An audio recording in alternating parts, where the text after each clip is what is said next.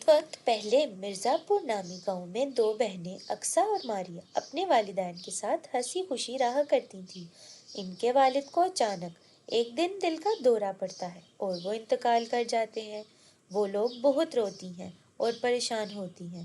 ان کی امی ان کو پرائیویٹ اسکول میں نکلوا دیتی ہیں اور سرکاری اسکول میں داخل کروا دیتی ہیں اور خود دوسروں کے گھروں میں کام کر کے گھر کا گزارا چلاتی ہیں۔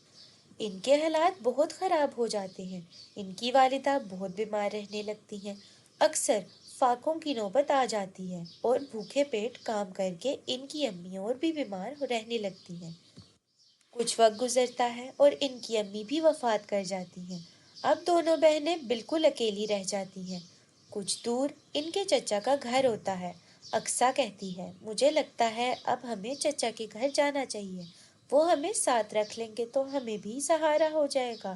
جس پر ماریہ کہتی ہے، مگر آپی، آپ کو تو پتہ ہے نہ چچی کو ہمارا وہاں جانا بھی پسند نہیں ہے، وہ امی ابو کا آنا جانا بھی پسند نہیں کرتی تھی، اب تو ہم اکیلے ہیں، وہ ہمیں اپنے گھر کیوں رکھیں گی؟ اقصیٰ کہتی ہے، ہاں میں جانتی ہوں، مگر اس کے سوا ہم کیا کر سکتے ہیں؟ یہاں اکیلے نہیں رہ سکتے اور ہو سکتا ہے چچی کا دل نرم ہو جائے اور وہ ہمیں سہارا دے دیں اور شاید چچا ہی ان کو راضی کر لیں۔ وہ چچا کے گھر کی جانب نکلتی ہیں۔ گھر پہنچ کر وہ بیل بجاتی ہیں۔ چچی باہر آتی ہے اور ان کو دیکھ کر آگ بگولا ہو جاتی ہے۔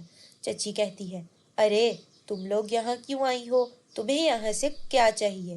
اقصیٰ کہتی ہے، چچی ہم اکیلے ہو گئے ہیں، ہم وہاں اب کیسے رہ سکتے ہیں؟ ہم اتنے بڑے نہیں ہیں کہ اکیلے گھر میں رہ کر اپنا کام کریں اور خود کو پالیں۔ چچی کہتی ہے، تو یہاں کیوں آئی ہو؟ یہاں کیا کوئی یتیم خانہ ہے کہ تمہیں رکھ لیں گے؟ چلو جاؤ یہاں سے، تم یہاں بالکل نہیں رہ سکتی۔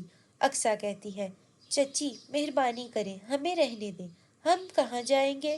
کیسے رہیں گے؟ اب تو ہمارے امی ابو بھی نہیں ہیں، اب ہم کسی کے سہارے رہیں گے؟ کیسے رہیں گے؟ اب ہمیں آپ کا ہی سہارا ہے۔ جس پر چچی کہتی ہے، واہ واہ واہ، اب ماں باپ نہیں ہے تو میں کیا کروں؟ چلی جاؤ یہاں سے، اندر آنے کی کوشش بھی مت کرنا، ورنہ میں دھکے دے کر نکال دوں گی، اور جہاں تک سہارے کی بات ہے تو پوری دنیا بھری پڑی ہے، جاؤ کہیں بھی جا کر سہارا ڈھونڈو۔ اتنے میں چچا شور سن کر باہر آ جاتا ہے اور اپنی بیوی کو باتیں سن کر اس سے کہتا ہے، ارے کرموں والی، کیوں ان کو ایسے کہہ رہی ہو؟ اگر انہوں نے تمہارا کیا بگاڑا ہے؟ اب تو ان کے والدین بھی نہیں ہیں، ہمیں ان کو سہارا دینا چاہیے۔ جس پر چچی کہتی ہے، ہاں ہاں، آگے دن ان کے چاہنے والے، جو کہیں گے ہوگا، یہ گھر میرا تھوڑی ہے کہ میری کوئی بات چلے، جو چاہے کریں۔ چچا کہتے ہیں، ارے ایسی بات نہیں ہے، یہ تمہارا ہی گھر ہے، میں تو بس یہ کہہ رہا ہوں، جوان بچیاں ہیں، کہاں جائیں گی؟ تم جیسا کہو گی یہ ویسا کریں گی اور ویسے ہی رہیں گی۔ چچی کہتی ہے، ٹھیک ہے، اب آپ کہتے ہیں تو میں رکھ لیتی ہوں، مگر میری ایک شرط ہے، ان کو گھر کا سارا کام کرنا ہوگا اور جیسے میں کہوں گی ویسے ہی رہنا ہوگا، ورنہ میں ان کو نکال کر باہر کر دوں گی۔ اقصیٰ کہتی ہے، جی چچی، جیسا آپ کہیں گی ہم ویسا کریں گے اور ویسے ہی رہیں گے، سارا کام بھی کر دیں گے، بس ہمیں گھر میں تھوڑی سی جگہ رہنے کے لیے دے دیں اور اب کی ہر بات مانیں گے۔ چچی ان کو رکھ کر سارا دن گھر کے کام کرواتی ہے اور پھر کھانے کے وقت ان کو روکھا سوکھا کھانا دے دیتی ہے۔ کئی دنوں تک ایسے ہی چلتا ہے اور پھر ایک دن ماریہ اقصیٰ سے کہتی ہے، آپی ہم سارا دن کام کرتے ہیں مگر چچی ہمیں اس کے بدلے میں یہ سوکھا اور پرانا کھانا دیتی ہیں، اپنے بچوں کو تو وہ سب اچھا دیتی ہیں، تو ہمارے ساتھ وہ ایسا کیوں کرتی ہیں؟ آپی میرا بھی دل کرتا ہے میں اسکول جاؤں، آپ پلیز بات کریں نا چچا سے کہ وہ مجھے بھی اسکول داخلہ کروا دیں۔ اقصیٰ کہتی ہے، ماریہ تمہیں پتہ ہے نا چچی نے کتنی مشکل سے ہمیں رہنے کی اجازت دی ہے، اور اگر ہم نے اب کچھ کہا تو ایسا نہ ہو کہ وہ ہمیں گھر سے ہی نکال دیں، مگر ہاں میں چچا سے اسکول کی بات ضرور کروں گی، تم پریشان نہ ہو۔ شام میں اقصیٰ چچا کے پاس آتی ہے اور ان سے بات کرتی ہے کہ وہ ماریہ کو کسی سرکاری اسکول میں داخلہ لے دیں کیونکہ وہ پڑھنا چاہتی ہے۔ اتنے میں چچی سب سن لیتی ہے اور آ کر کہتی ہے، واہ واہ، اب مہارانیوں کو اسکول بھی جانا ہے، अब मारिया स्कूल जाएगी तो इस घर का काम कौन करेगा? तुम लोगों को एक तो मैंने घर में रखा, अब तुम्हारे नखरे भी शुरू हो गए हैं। तुम लोग चीज क्या हो? अब चुपचाप जाकर काम देखो और दोबारा अगर ऐसी कोई बात की तो मैं घर से बाहर निकाल दूंगी। फिर करती रहना पढ़ाई। अक्सा को ये बातें बहुत बुरी लगती हैं और वो रोने लगती है। मारिया कहती है, आपी आप मत रोएं, मुझे नहीं जाना स्कूल और दोबारा आपको मेरी वजह से ये बातें नहीं सुनने पड़ेंगी। आई एम सॉरी आपी। कुछ दिन बाद जब अक्सा सफाई कर रही होती है और चचा घर से निकल जाते हैं तो मारिया से एक ग्लास टूट जाता है, जिस पर चची दोनों बहनों की खूब पिटाई लगाती है और इनको घर से बाहर निकाल देती है। वो दोनों बहुत रोती हैं और चलने लगती हैं। चलते चलते इनको पता नहीं चलता और वो जंगल के बीच में पहुंच जाती हैं।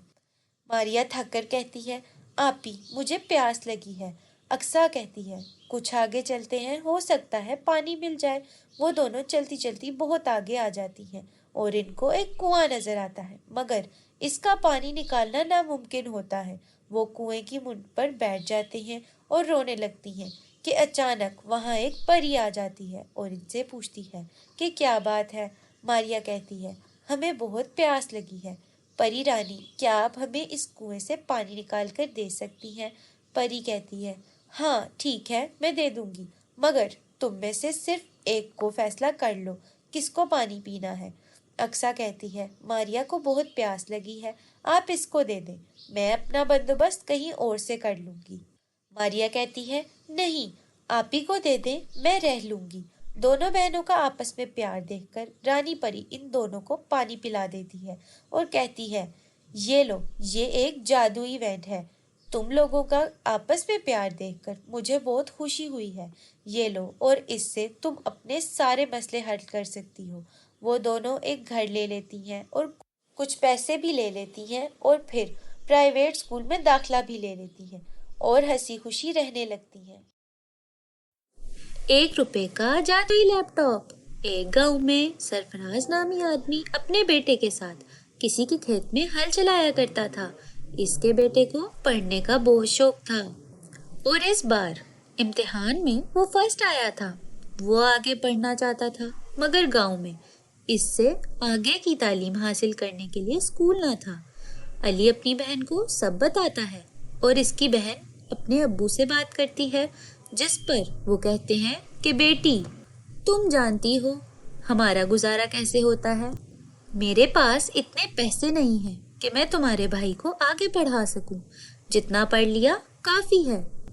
मगर आयशा चाहती थी कि इसका भाई पढ़े लिखे और सॉफ्टवेयर इंजीनियर बने, क्योंकि इसको भी इसका बहुत शौक था, मगर वो ऐसा ना कर पाई। आयशा गांव के सरबराह के पास जाती है और इससे बात करती है और बताती है कि इसका भाई बहुत ज़हीन है और कंप्यूटर के इस्तेमाल में बहुत तेज है। इस पर सरबराह इसको शहर में मौजूद अपने भाई के घर जाने को कहता है।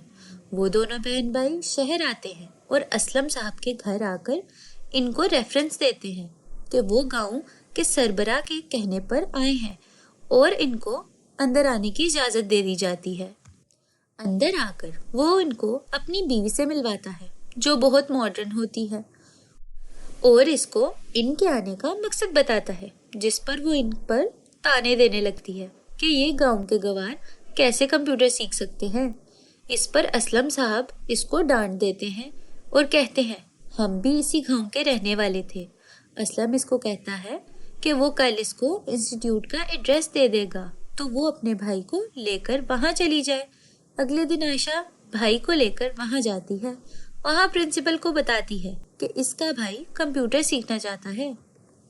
तो प्रिंसिपल कहती है कि यहाँ तो रईस बच्चे पढ़ते हैं और तुम तो किसी गरीब घर के लग रहे हो, और यहाँ हर स्टूडेंट के पास लैपटॉप होना लाजमी है। क्या तुम्हारे पास है? इस पर आयशा ना में सर हिलाती है। तो प्रिंसिपल कहती है, जब एप्पल लैपटॉप हो तब आना। वो घर आकर सब असलम को बताती है कि कैसे इसको गरीब होने का कहकर निकाल दिया गया। इसने और भाई ने मिलकर एक दुकान में नौकरी शुरू कर दी और 10,000 जोड़े, मगर दुकान वाले ने कहा कि एप्पल लैपटॉप 1 लाख का है और फिर धोखा देकर इनसे पैसे भी ले गया। आयशा सड़क पर बैठी रो रही थी कि एक आदमी आता है और इसको लैपटॉप थमाकर चला जाता है। वो दोनों परेशान हो जाते हैं, पर क्या कर सकते हैं। वो दोनों घर आते हैं तो आयशा अपने भाई को बोलती है, तुम्हें लैपटॉप चलाना आता है तो चलो मुझे फोटोशॉप पे लैपटॉप का इमेज बनाकर दिखाओ।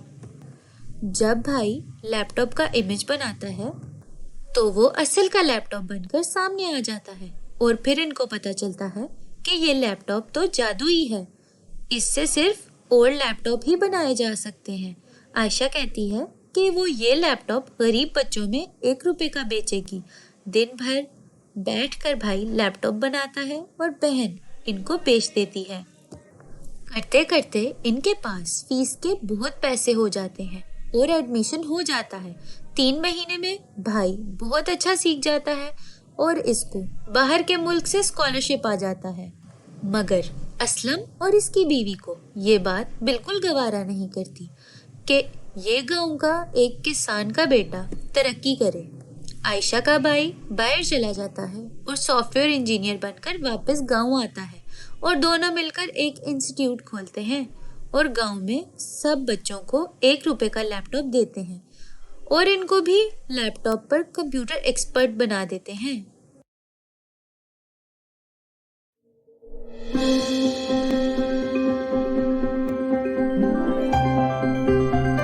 कुछ वक्त पहले की बात है कि एक गांव में टीना नामी लड़की अपने भाई चिंटू के साथ रहा करती थी। टीना अपने भाई चिंटू का बहुत ख्याल रखती थी क्योंकि चिंटू काफी छोटा था। वो टीना चिंटू की बड़ी बहन थी। टीना उसके लिए कमाया करती थी क्योंकि टीना के माँ बाप बचपन में ही उसे छोड़कर जा चुके थे।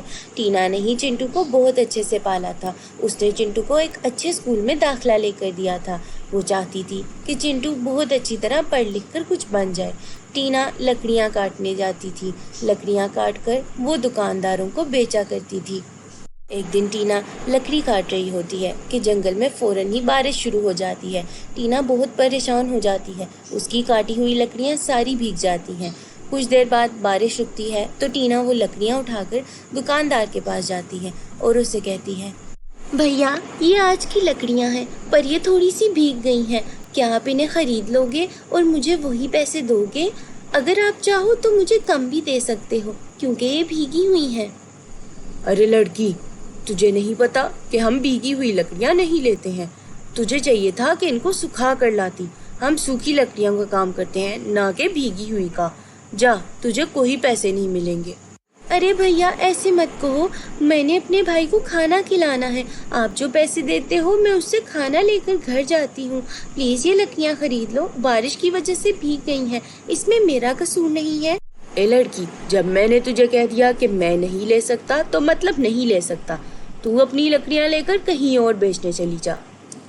टीना वहाँ से बहुत बेदिल होकर निकल जाती है पर वो हार नहीं मानती। वो और भी दुकानों में जाती है और दुकानदारों के पास जाकर वो बहुत कोशिश करती है कि कोई उससे लकड़ियाँ ले ले, पर ऐसा नहीं होता। वो बहुत सी दुकानों पे जाती है तो कोई भी उससे लकड़ी नहीं खरीदता। सब कहते हैं कि ये लकड़ी तो भीगी हुई है। टीना खाली हाथ ही घर आ जाती है। घर आती है तो देखती है चिंटू उसका इंतजार कर रहा होता है। दीदी आप आ गई, मैं आपका इंतजार कर रहा था।